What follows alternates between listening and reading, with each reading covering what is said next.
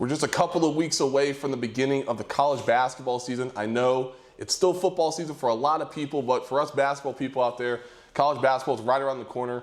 And what better way to get you guys prepared for the upcoming WVU men's basketball season than talking to the leader himself, Mr. Ross Hodge. Coach, welcome to the program. Yeah, glad to be here. Thanks for having me. So what have these last couple of months been like for you? I know you've been really hectic. Chaotic is probably another word to say, but just kind of give our audience a little bit of perspective of what these last couple of months and even these last couple of weeks of the season have been like for you.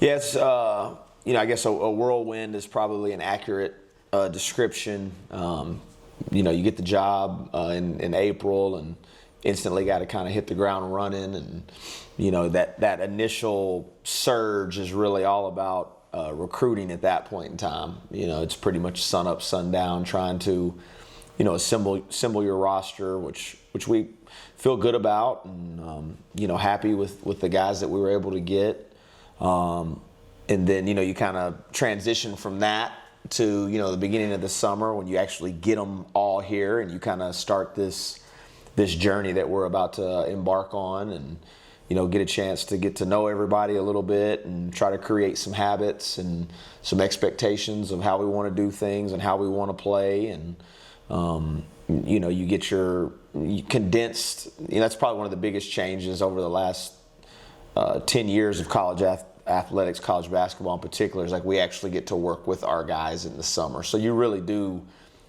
kind of start practice, you would call it, in June. It's just in a shortened amount of time. And the same way when you first get back to school in late August, early September, and then you transition into the phase that we're in now, kind of the preseason phase of what you're doing, and you get longer stretches of practice time. You get to throw in a weekend day, and leading all the way up until this first weekend when we kind of have our first opportunity to go play against somebody else, which we're all looking forward to.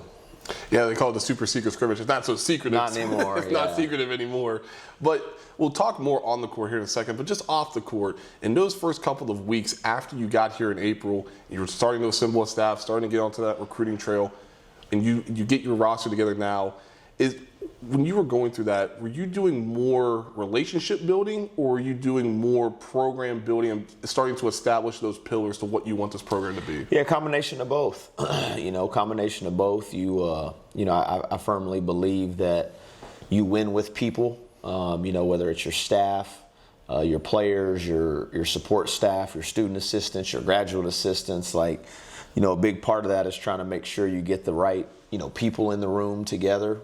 And relationships are important. I know it's a time period that can be a little frustrating for everybody with college athletics, and it can feel so transactional because of the nature of NIL and because of the transfer portal. And but I still think at the end of the day, relationships matter, people matter, and we went out with that in mind, that we wanted to get great people that love basketball and love each other, and wanted to be part of West Virginia basketball, the state, the university, and that just wasn't a transactional in a way, that you still can really tie everybody together, tie everybody to the community, and go play for something bigger than yourself.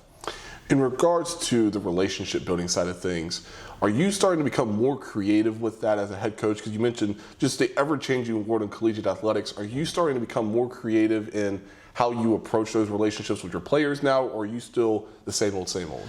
I don't think you're ever the same old, same old. You always got to try to find ways to do, things better, whether it's, on the floor, off the floor. You're always looking for ways to improve as a coach and a staff. And because of the nature of college athletics, I do think you have to be a lot more intentional. Your days count, and you got to make sure that you're making the most of those, because you do have a short amount of time to try to put it together and try to get to know these guys. So intentionality is a big deal, and you got to have purpose with everything you're doing. Not only trying to get better as a basketball team, but trying to again improve your relationships and get to know these guys, what makes them tick, what's important to them, and make sure that we're serving them as well and serving their needs. I know we're a little under a month away from the beginning of the 2025-26 season, but just your comfort level with this team. I know you guys have been able to get on the floor a couple of times. You mentioned your super secret scrimmage. You'll have your exhibition game against Wheeling coming up. Comfort level with your team now. Where are you at with that, and what do you want to see moving forward? Yeah, we're still, we're still getting better. We're still improving daily.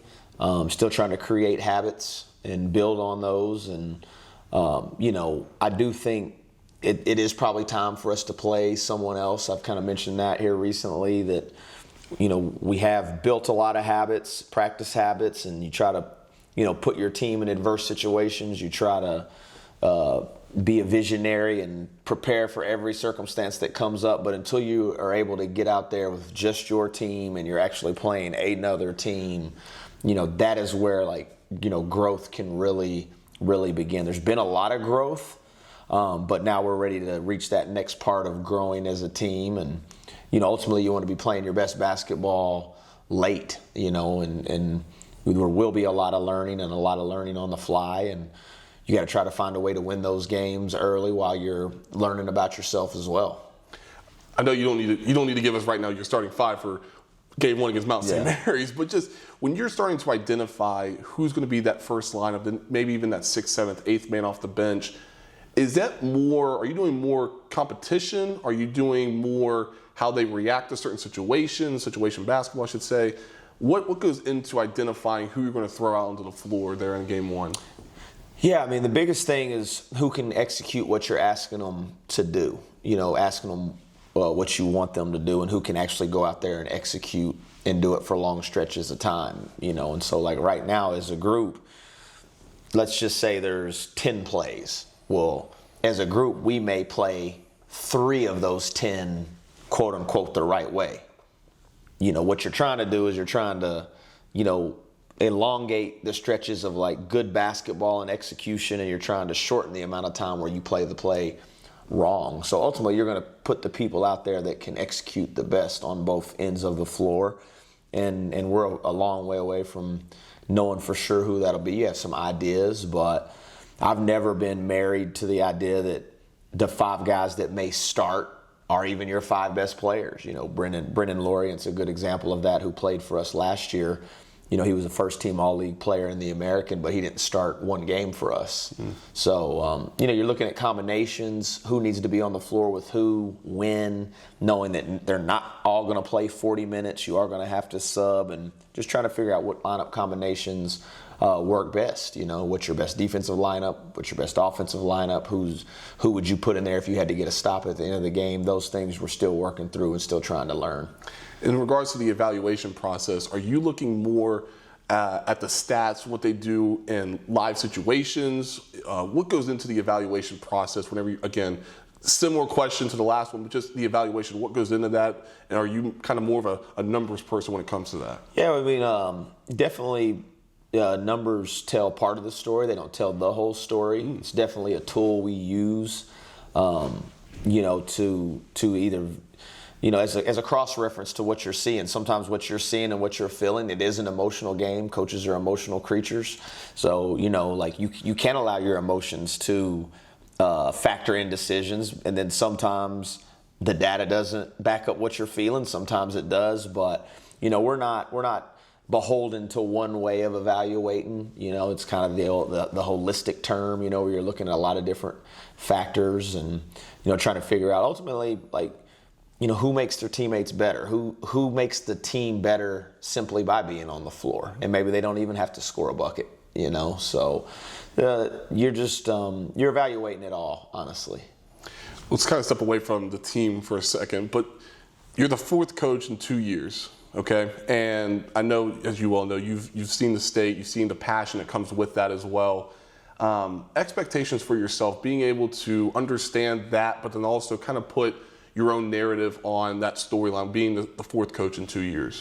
Yeah, it's each situation is a little different, I think.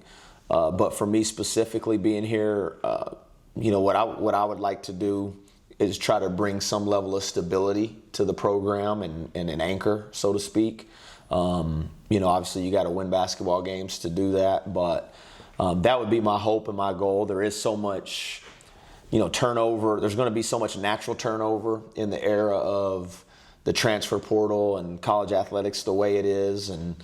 But if we can anchor it as a staff and as the head coach of the program and represent this university well, the people of West Virginia, the state of West Virginia, and do it in a manner that makes people proud with like some sort of stability where they can, hey, like that's our coach, that would be the vision, aside from winning and competing for championships, both Big 12 and national championships, but bringing a level of continuity and stability to the program that you're going to have turnover in your roster, but at least people can feel comfortable knowing who their coach is. What's your biggest takeaway was not only this fan base, but just the people of the state as well? Yeah, leading up to accepting the job, anyone that I talked to that had any knowledge of this region just raved about the people. They not one person had anything negative to say, and they were like, man, these are some of the most genuine people, some of the nicest people, some of the most caring, passionate people that you'll ever be around. And from the moment that I've got here, both myself and my family have felt that and felt welcomed, and you can certainly feel their passion for WVU and the Mountaineers and the men's basketball program and across the board, and it's been fun to see. You mentioned a couple minutes ago about competing and winning for national titles, Big 12 titles as well, but you also tied it into the turnover as well. Trying to keep a fan base cautiously optimistic each season. I mean, it's a completely new roster this season, but just approaching that and making sure that everybody's aware this is a troubling time for not only us, but just for everybody. How do you go about doing that, but also wanting to compete for titles? Yeah, we certainly don't have a monopoly on the amount of turnover. From a player standpoint. And again, it kind of gets back to my point of bringing some continuity with the staff and an understanding that, hey, like you still can connect. Even if they're here for a year, even a guy like Honor Huff who's only going to be here for a year, you can still really connect him with the fan base, connect him with the state, connect them with the university so that when people watch us play, watch him play, watch next year's team play, that they do feel, that, hey, they are playing for us and they're not just playing for themselves. They're not just playing what they get out of it. They have like poured their heart and soul into this. And that would be ultimately, like I said, what you would want, what you would hope for, that people can see that and they can tell, like, man, these people, this group for this year. And as you're building it, you want to make sure you're able to kind of hang on to some of your younger players, your freshmen, your sophomores, so you can have some foundation that people can identify with from year to year. But more importantly, that, again, when they watch us play or they watch those guys play, that they know that, hey, this wasn't just a stopgap for them. They legitimately have bought into this state, bought into this fan base, and bought into the university.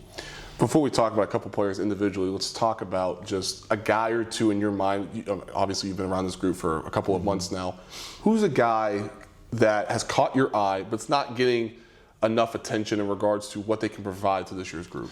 Yeah, I think it would be Morris, the transfer from South Carolina. He's probably been our most committed guy in a sense of really trying to do what he's been asked to do.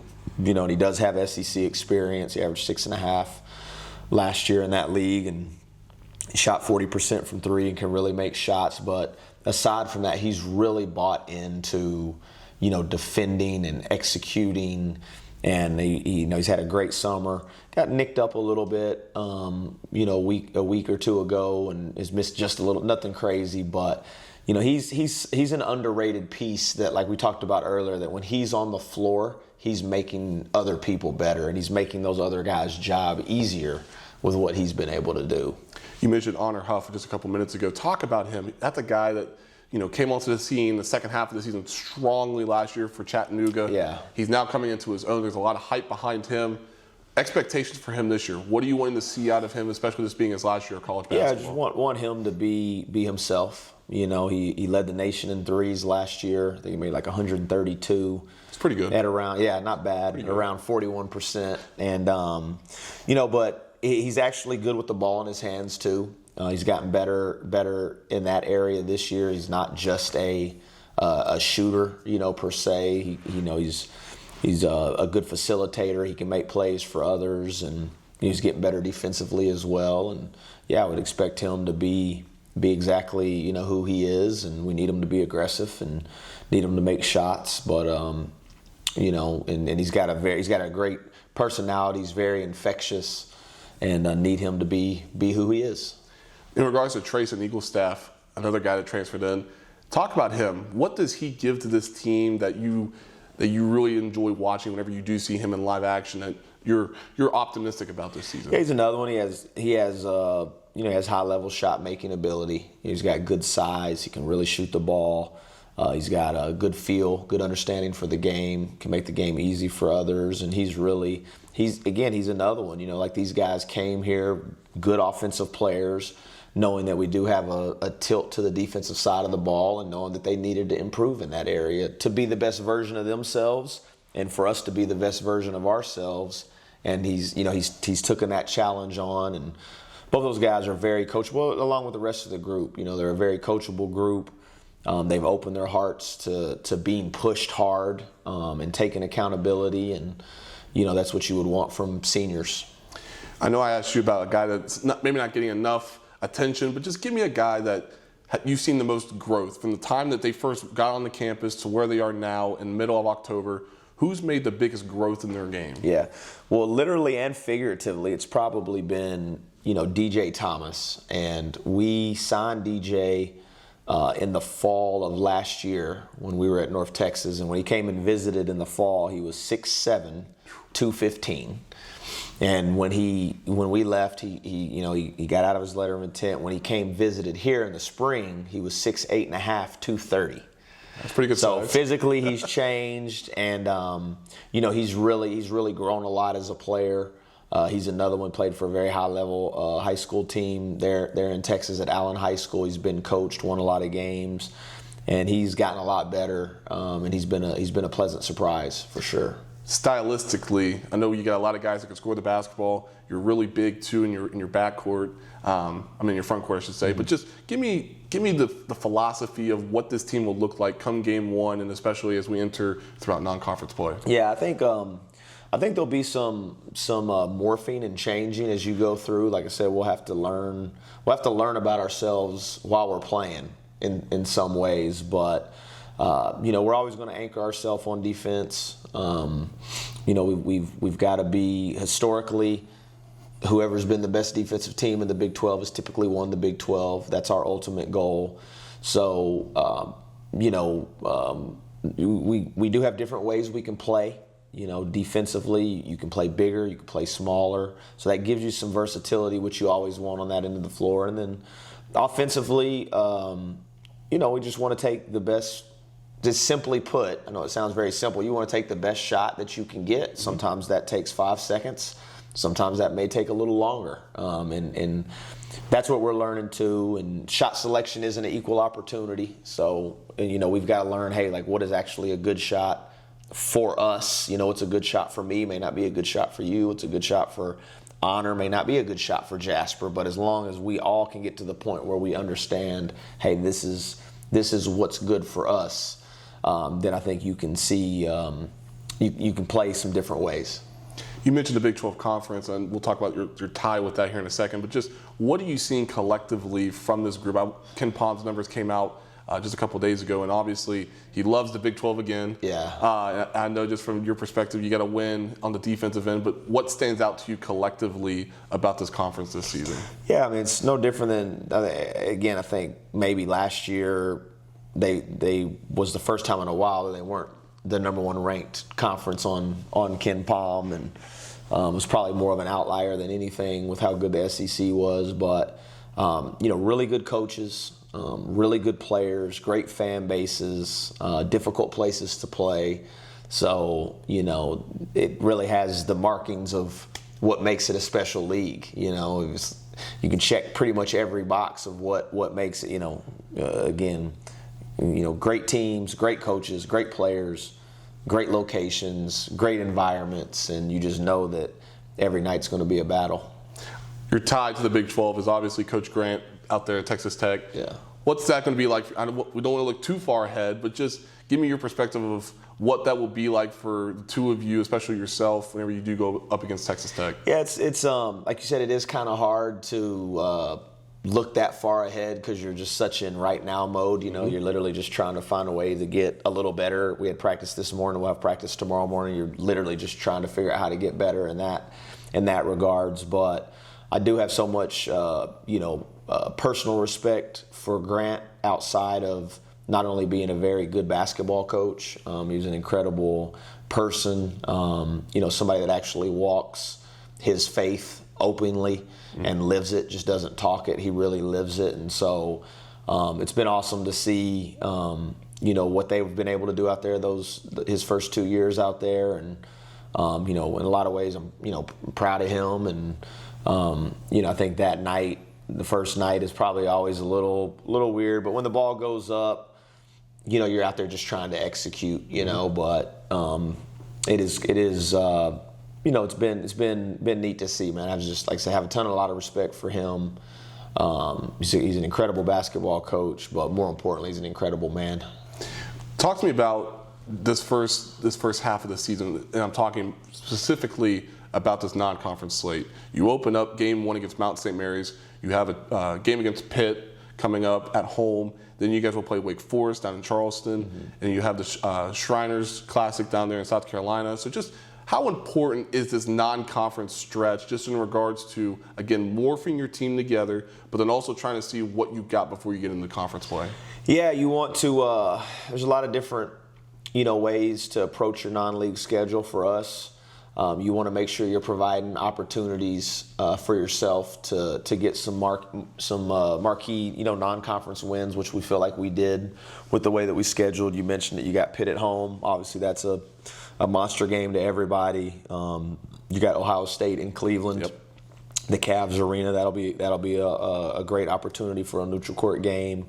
Wake Forest down in Charleston. And then, like you mentioned, in Charleston, South Carolina, open up with Clemson for sure. And then you got, on the other side, you got Georgia and Xavier over there. So definitely wanted to challenge ourselves. And, you don't want to go into league with like kind of a false sense of security. You want to know exactly, who you are and what you need to improve on. And if there's things that, areas where you got to improve, you certainly want to find out in November and December as opposed to like January and February. Let's talk about recruiting in the last few minutes of this. In state-wise, I know, as you well know, this state has produced some really high-level basketball players that have gone on to the Division I level. Not as much as you would see like in Texas, New York, but there's some guys in the mix, obviously. Of course. From your perspective, how much would go, in regards to recruiting, how much will that go into looking in-state compared to regionally? Yeah, I think you're always going to want to start at home, and start in your own backyard and make sure you have the, you're getting good evaluations and building good relationships with people right here. And then, your net is just going to spread out a little more from there and cast a wide net. We do have a powerful national brand. West Virginia is very recognizable across not only this country but internationally. And I've heard people say it time and time again, and it really is true now that I've been here, that there's always a West Virginia connection. Always a West Virginia connection. And so that's certainly true with the recruiting. And ultimately you would love it.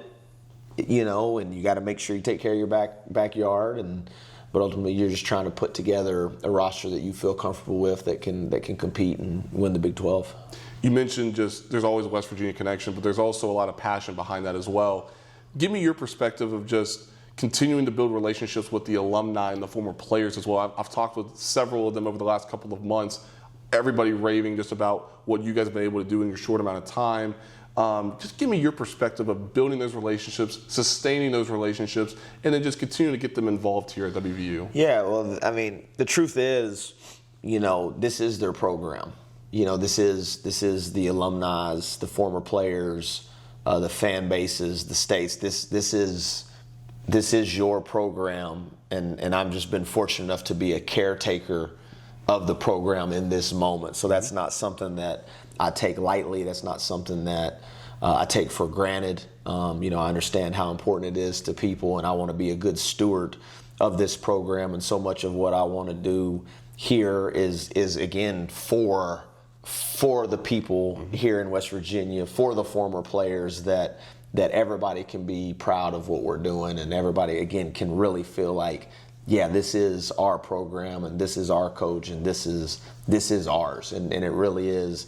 It's way more everyone else's than it is mine. You know, I've been put in this situation, very fortunate, very blessed, but this is theirs, you know, and I'm just so happy to be here and be in the position, and hopefully can give back to them.